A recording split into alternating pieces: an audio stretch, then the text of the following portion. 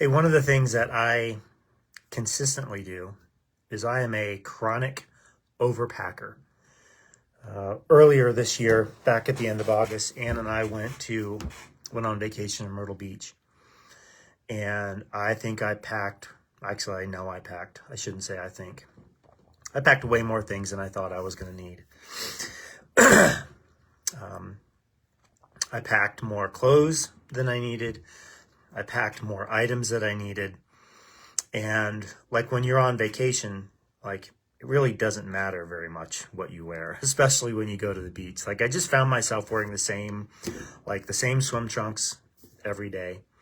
I found myself wearing more shorts than I thought I was going to wear. And I just took all these clothes that I really didn't need. And then I found the same thing to be true again at the beginning of October. I drove from here in Nebraska down to Georgia with our son, John.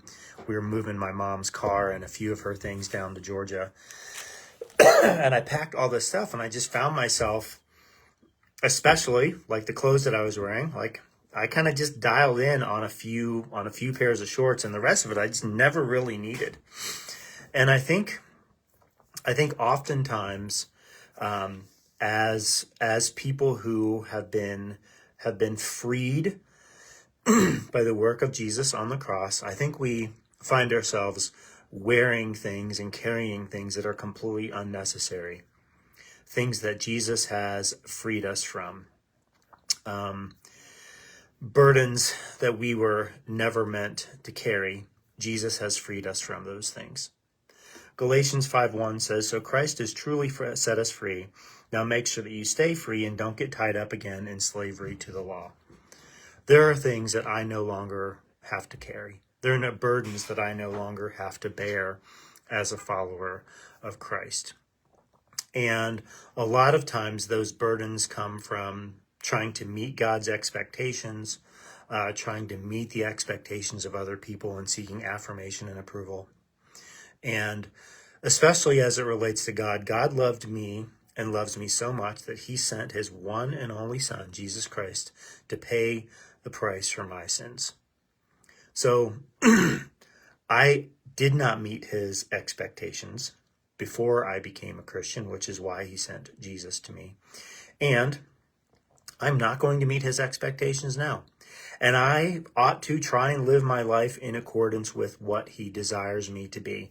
And we're entering into this phase in Paul's letter to the Church of Galatians where we're going to talk a lot about what it looks like to live in certain ways. This is what we're going to be unpacking here over the next month and a half. Chapter 5, verse 16. "So I say, let the Holy Spirit guide your lives, and you won't be doing what your sinful nature craves."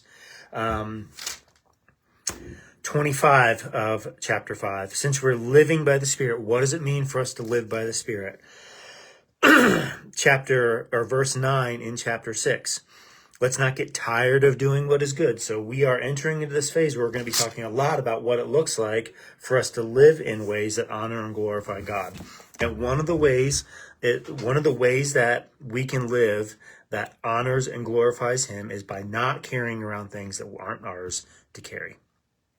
I'm excited to continue to talk about this, even though we're going to be on a little break from the Paul's letter to the church at Galatia. But for right now, I want to encourage you to stop carrying things that you are not meant to carry, to give up the burdens that Christ has died to deliver you from and to save you from. Stop overpacking. Love you. Praying with you. Praying for you. See you soon.